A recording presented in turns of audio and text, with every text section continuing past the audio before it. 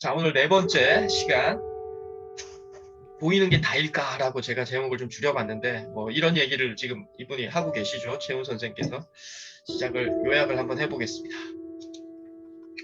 이 65페이지에 보면 뭐 이런 얘기 나오죠. 뭐 인터넷 하는 것도 나오고, 뭐 보는 게 믿는 거, 뭐 이런 얘기 나오면서 일단 서경덕 선생의 뭐 소경 얘기가 좀 나옵니다.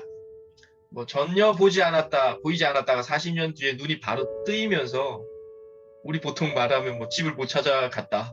눈 감았을 때 집을 잘 찾아갔는데 눈이 뜨이니까 집을 못 찾겠더라. 뭐 그 얘기를 일화를 이야기를 하죠. 근데 표현이 좀 재밌어요. 이런 것들도 글 쓰는데, 발을 의지해서 보고, 손을 의지해서 보고, 귀를 의지해서 보고, 코를 의지해서 보았다라는. 네, 우리는 눈으로만 본다고 생각하지만 결국 이런 오감을 통해서 우리는 본다. 특히 소경의 눈이 먼 사람들은 당연히 눈이 아닌 다른 감각적인 걸로 쳐다보겠죠. 갑자기 생각이 나서, 서양의학은 뇌를 통해서 우리가 생각하고 있다고 하지만, 제 기억이 맞다면 동일보감을 읽었을 때는 우리 모든 장기에는 뇌가 있다라고 이야기를 하시더라고요. 우리 뇌만 생각하는 게 아니라 우리 위, 뭐 이 오장육부 다, 우리 손, 발, 뭐 모든 곳에서 우리 뇌 기능이 있다라고 이야기를 하더라고요. 그래서 어떻게 보면 이런 동의보감류의 느낌이죠. 눈이 감겨 있는 분들은 이런 여러 가지 오감을 통해서 세상을 쳐다보고 있는 거죠. 그래서 이런 얘기하죠. 눈으로 보지 못할 때는 눈 아닌 다른 모든 것으로 봤는데, 눈을 뜬 지금은 눈으로 보이는 것들 때문에 아무것도 보지 못했다. 네, 제가 어제 톡방에도 남겼듯이 정말 보이는 것 때문에 우리가 보이지 않는 많은 것을 우리가 못 보고 있는 게 아닌가라는 얘기. 조금 더 설명을 드리겠지만, 네, 열하일기는 뭐 저도 제대로 보지는 못했어요. 뭐 연하 박지원 선생이 1700 그때 살아셨던 분인데, 중국 땅을 이렇게 방문했던 여행기예요. 예. 근데 중국 땅에 새로운 것을 보다 보니 너무 뭐 휘황찬란다라는 거죠. 네, 그러면서 썼던 여행인데, 뭐 어떤 분은 그러시더라고요. 최고의 글이 들어가 있는 여행이다라고 현대에 있던 어떤 작가께서 그런 얘기 하시는 걸 봤습니다. 사람들은 요술을 보고 나서 요술쟁이가 우리를 속였다고 생각하지만, 사실은 우리를 속인 건 우리의 눈이다라고. 네. 결국 제가 뭐 첫 시간에도 말했듯이 우리는 우리 마음에 들어오는 것, 내 눈에 들어오는 것만 보는 거죠. 네. 그렇게 해서 쏟고 있는 거예요. 우리는 못 보는 게 있는데, 못 보는 게 있는데 그걸 우리는 절대 못 봤다고 생각하지 않고 없다라고 생각하죠. 그렇기 때문에 쏟고 있는 거죠. 네. 67페이지에 보면 이런 얘기가 나옵니다. 이 장에서 가장 중요한 것 같아요. 우리가 보는 것을 믿을 수 있을까라는. 네. 오히려 보이는 것 때문에 보이지 않는 많은 것을 놓치고 있는 게 아닐까? 네, 전 동의합니다. 방금 말씀드렸다시피 보이는 것 때문에, 현상 때문에, 예, 보이지 않는 걸 놓치고 있죠. 그래서 이런 해석도, 자기가 보는 것의 한계를 인식하지 못하면, 우리가 이 책의 처음부터 끝까지 너가 당신이 모르는 걸 인지해라라고 끊임없이 이야기하죠. 소크라테스도 이야기하고 공자도 이야기하고. 네. 우리가 보는 것에 내가 잘 모를 수 있다라는 것을 인식하지 못하면 요술의 속도 자신에게 계속 쏘가 넘어가죠. 아집에 사로잡히죠. 내가 모르는 게 없다도 아닌데 내 눈에 보이는 거, 내가 감각하는 것만 나는 알 수 있어. 다른 건 다 없어라고 하면 그게 아집이죠. 네. 그래서 우리 눈에 안 보이는 게 더 많죠. 뭐 일반적으로 봐도 미생물, 예를 들자면, 제가 뭐 불교도 아니고 전 종교가 없지만 우리가 살생하면 안 된다라고 이야기합니다. 그렇잖아요. 그래서 뭐 고기, 뭐 동물 죽이지 않으려고 애쓰죠. 하지만 우리 눈에 안 보이는 미생물을 우린 죽이고 있고요. 우리가 지나가다가 밟습니다. 크기의 개미들은 죽어요. 항상 우리한테 밟혀 죽어요. 그 개미 작은 거는 생명이 아닐까요? 생명이라는 거죠. 결국 그래서 우리가 보이는 것만 우리가 안 죽이면, 뭐 불교를 예를 들면 살생하지 않으면 된다, 이건 너무 단편적인 생각이죠. 왜 안 보이는, 우리 살짝살짝 보이는 개미들도 우린 너무 수없이 하루에 걸어 다니면서 죽이고 있을 거니까. 그래서 안 보이는 게 정말 더 많죠. 네. 지구상에 더 알려지지 않는 이상 10% 정도만 이 생물들만 우리한테 보여지고, 나머지는 다 안 보이는 것들이죠. 그게 지금 지구를 구성한다고 하고 있죠. 우주를 구성한다고. 네. 충분히 동의되고, 뭐 제가 이런 똑같은 문장인데 이렇게 좀 바꿔보. 이분은 지금 보이는 것을 계속 주장하고 계세요. 최훈 선생님께서는. 네. 이 문장이었죠. 방금 이렇게 말했던. 네. 보이는 것 때문에 보이지 않는. 저는 이렇게 약간 고쳐도 별 문제가 없겠다. 우리가 오감으로 보고 듣고 말하고 맛보고 미각하고 하는 거 오감으로 감각하는 걸 믿을 수 있을까요? 똑같은 얘기라는 거죠. 오히려 오감으로 감각하는 것 때문에 듣고 냄새 맡고 촉각하고 맛을 느끼는 것들 때문에 많은 걸 느끼고 있는 거죠. 우리가 뭐 보는 것뿐만이 아니라 느끼는 것. 냄새. 어떤 분들은요, 냄새에 엄청 예민하시는 분 제가 많이 봤어요. 저한테는 별로 안 나는데 저분은 냄새를 기가 막히게 찾아내시더라는 거죠. 또 어떤 분들은 정말 귀가 저는 별로 안 들렸는데 엄청 예민하게 잘 들는 분도 있어요. 그래서 그분들이 이런 자신이 보는 것, 자신이 느끼고 촉각하는 것 때문에 우리는 많은 걸 놓치고 있는 거예요. 보이는 것보다 약간 이렇게 오감으로 5개로 치환해도 전혀 문제가 없다라는 생각도 들었고요. 그래서 약간 반론을 하면 보는 것이 이분이 68페이지 이런 얘기를 해놨어요. 가장 즉각적이다. 네, 약간 그럴듯하죠? 보니까 가장 즉각적이라는 거죠. 이렇게 이야기를 하죠. 최훈 선생님께서는. 듣기 위해서는 귀를 기울여야 하죠. 누군가가 듣는 거는 귀를 기울여야 되고 누군가가 내게 말을 전하려면 그 소음을 뚫어야 들리죠. 막 여럿이 이야기할 때 들리는 거는 귀를 기울여야 되죠. 근데 귀뿐만 아니라 마음까지 기울여야 우리는 잘 듣는다. 그래서 듣기가 어렵다. 촉각도 마찬가지라는 건데 보는 건 훨씬 근데 더 수동적이고 발산적이다. 눈은 이미지가 있는 곳이나 움직임이 있는 곳을 자동적으로 따라간다라고 이분이 보는 게 즉각적이다는 이런 이유를 댑니다. 이게 글쓰기에서 하나의 즉각적이다 주장 한번 하고 이유를 대는 거죠. 그래서 듣는 게 이렇게 보는 것이 되게 즉각적이고 듣는 게 들으려면 이렇게 기울여야 돼 신경을. 근데 제가 볼 때는 이거 반론합니다. 보는 것과 또 집중해서 보는 건 달라요. 또 다릅니다. 힘들어요. 집중해서 보는 거. 듣는 것도 집중해서 듣는 게 이분이 다르다. 최훈 선생님이 다르다고 했듯이 보는 것도요. 그냥 쓱쓱쓱 지나가면서 보는 것과 정말 집중해서 보는 거는 분명히 달라요. 그래서 다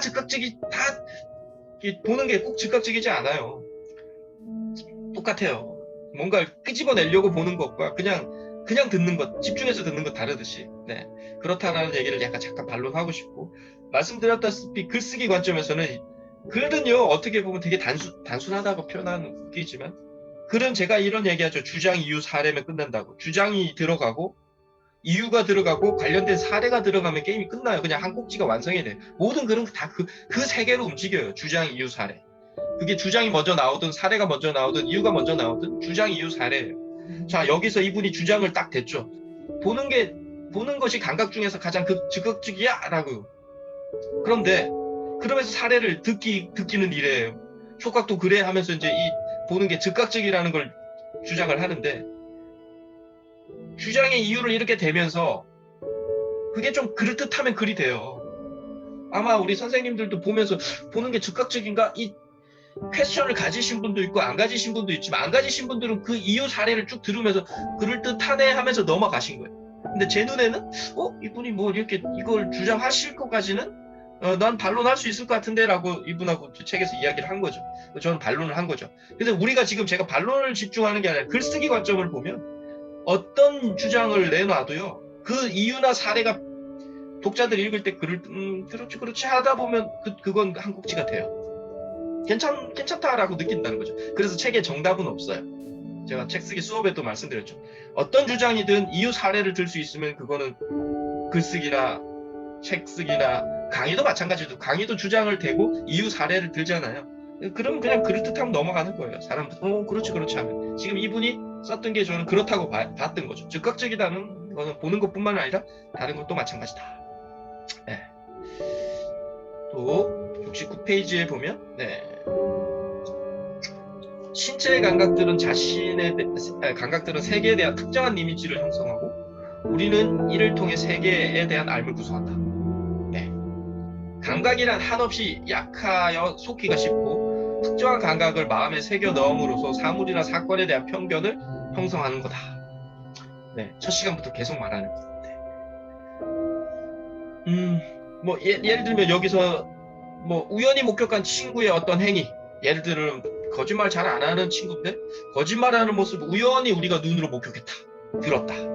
우린 바로 판단하죠. 저 친구 왜 저러지? 근데 여기에서 이야기하죠. 바로 판단하지 말라고. 판단을 미루라고. 네, 저도 동의합니다. 오리지널스라는 책에서도 보면 그렇죠. 많은 창의적인 사람들이 판단을 미뤘다고 이야기하죠. 뭐 즉각적으로 뭔가를 했던 사람이 성공했다라고 우리는 일반적으로 알고 있지만 엄청난 창업가들도 그 엄청난 두려움 때문에 학교도 빨리 때려치지 못했고요. 뭐 주크버그나 페이스북 CEO나 저기 스티브 잡스가 뭐 바로바로 때려친 것 같지만 자기들의 앞가름을 해놓고 때려쳤다는 거죠. 그래서 되게 뭔가를 계속 미룹니다. 시간을 두죠. 네, 그게 옆에서 어떤 사람들은 뭐 일반적인 것만 아시는 분은 야, 왜 이렇게 과감하지 못해? 뭔가 하려면 막 해야지 하는데 많은 성공자들은 판단을 계속 미뤘다는 거죠. 네, 어느 정도 무르익을 때까지, 자기가 확신할 때까지. 네, 저는 이제 판단에 대해서는 그 얘기를 좀 드리고 싶고, 여기서는 정말 우리가 이 감각이라는 게 한없이 약해요. 제가 봐도. 내 거만 보는 거죠. 다른 사람들이 보는 건 우리가 못 봐요, 잘. 네, 그 법공사상이라고 했죠. 내 마음에 들어오는 것만 우리는 느낄 수 있고 볼 수 있다라는 거. 네. 그래서 69페이지에 또 이런 얘기가 있죠. 우리가 감각하는 것이 세상이라고 믿는 것도 어리석고, 그런데 감각하는 것 외에 또 다른 진짜 세상이 있을 거라고 생각하는 것도 위험하다. 네, 동의합니다. 저는 그래서 체온 조자 이 책이 그래서 제가 좀 마음에 드는 것 같아요. 왜냐하면 우리가 이렇게 감각하는 것, 오감으로 체감하는 게 이 현상계죠. 지금 우리가 살고 있는, 지금 여기 날 때리고 내가 꼬집고 느끼고 하는 이 현상계 넘어서 항상 감각 너머에 절대계가 있다는 거예요. 이 절대계는 우리가 생각하는 건 이렇게 오감으로 감각할 수 있는 세계가 아니에요. 그냥 어떻게 보면 이게 종교에서 말하면 신의 세계죠. 전 종교가 없기 때문에 그냥 쉽게 이야기하면 신의 세계. 어떤 이 세상의 시초, 맨 처음에 태어났을 때 이 지구가 생성됐을 때 시초, 아무것도 없는데 뭔가 생겨났었을 거잖아요.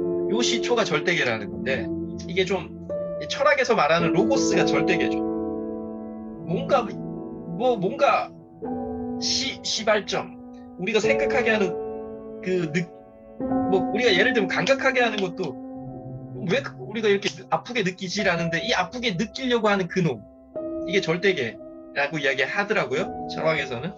네, 그래서 우리가 감각하는 세상이 보통은 일반적으로 90% 이상은요, 감각하는 세상만이 진짜라고 우린 다 느끼고 있죠. 지금 여기.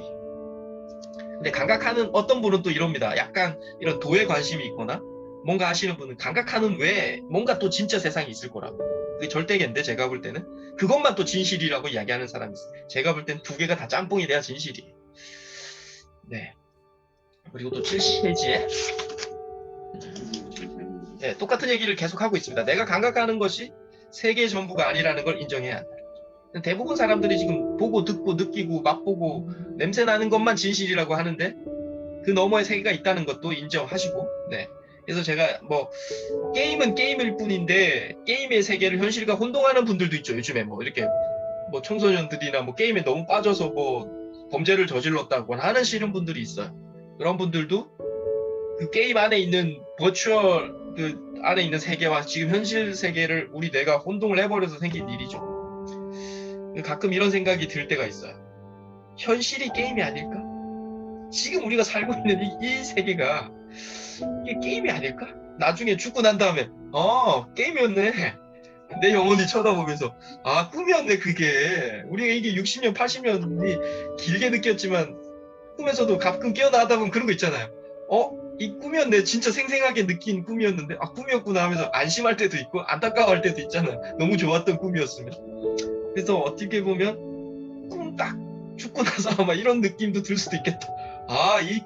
내가 80몇 년 살았는데 꿈이었구나. 근데 많은 철학자들이나 많은 대가들은 그런 얘기 하잖아요.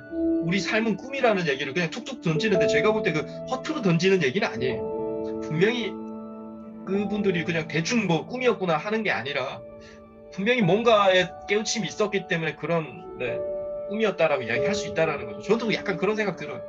이게 지금 꿈일 수 있다라는 생각. 네, 72페이지에 또 비슷한 얘기지만 장자의 이야기. 인간의 감각에 바탕을 둔 지식이 모든 편견과 차별을 초래한다. 네, 장자는 한번 말했듯이 이 감각의 바탕, 이 오감의 바탕을 둔 게 모든 편견과 차별을 초래한다고 믿는 거죠. 저도 동의합니다. 이게 정말 우리가 느끼고 보고 맛보고 촉각하는 걸로 우리는 모든 걸 판단하는데 정말 그 너머의 세계도 있고 우리가 못 보는 걸 옆에 사람도 볼 수 있죠. 그 얘기를 하는 거죠. 네. 그리고 질문하죠. 우리가 보고 들은 것들이 정말 진리일까? 당신이 보고 들은 게 정말 진리라고 확신하니? 라고 이야기하면서 이런 얘기하죠. 자신이 본 것을 남도 똑같이 봐야 한다는 게 가장 큰 폭력이라고. 네. 우리 보통 그러잖아요. 야, 너 왜 그거 잘 몰라? 맞아요. 그게 또 이 얘기나 똑같은 거예요. 왜 나는 이렇게 쉽게 이해되고 나는 이렇게 좀 판단했는데 너는 왜 그걸 이해 못하지? 라는 것도 약간 이런 유죠. 내가 봤는데 왜 너는 이게 안 보여? 라는 느낌. 이게 어떻게 보면 갑질과 그 티칭, 그 가리키는 거에 어떻게 보면 경계들이에요. 좀 넘어가면 갑질이에요. 왜 그거 잘 몰라 하고 막 다그치면.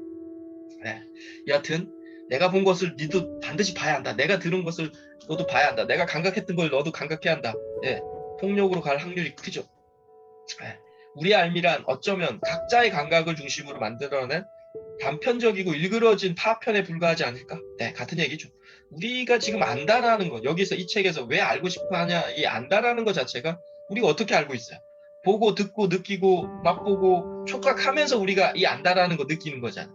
그래서 결국은 근데 핵심은 우리의 감각은 너무 약하고, 정말 너무 외부 환경에 쉽게 우리가 적응하고 나약한 존재이기 때문에 이게 되게 일그러진 파편이라는 거죠. 네, 제가 알고 있는, 제가 핸드폰을 쳐다보는 이 암담한 느낌과 우리 영샘님이나 박 선생님이 이 핸드폰을 쳐다보면서 느끼고 있는 그 암이라는 거는 완전히 달라요, 서로가. 각자의 머릿속에서만 우리는 그 암을 느끼는 거죠. 그래서 각자의 감각으로 느끼고 내 가슴에 들어오는 것만 우리는 느낄 수 있다는 거. 제가 그래서 필사하라고 하는 것도 이런 얘기죠, 글쓰기에서. 똑같은 얘기를 한 페이지를 짧게 보더라도요. 필사하라고 하면요. 어떤 분은 이 맨 밑에 문장이 가슴에 들어오고요. 어떤 분은 맨 위에 문장이 들어오고요. 어떤 분은 별로 아닌데 어떤 단 단어가 들어올 때가 있어요. 그래서 저는 그걸 필사하라고 합니다. 왜? 그게 본인이 갖고 있던 생각이라는 거예요. 그 필사하는 게 1페이지부터 쭉 100페이지까지 필사하는 게 아니라 읽다가 내 마음에 들어오는 것, 내 기억에 들어오는 것, 그게 결국은 내 가슴에 들어오는 것만 느낀다는 거죠. 남들은 그게 왜 좋은 문장이야? 라고 느낄 수 있지만 나한테는 그게 좋은 문장이라기보다 내 마음의 추억에 많은 연관성을 떠올리는 게 그 문장이었다라는 거죠. 그래서 우리는 각자의 가슴에 들어오는 것만 느낄 수 있고 보고 생각할 수 있다라는 거죠. 네. 같은 얘기를 뭐 5페이지 또 10페이지 동안 계속하고 있죠. 아, 네. 여기서 73페이지까지 정리는 좀 종료하고 한번 이야기해보는 시간. 네, 이상입니다.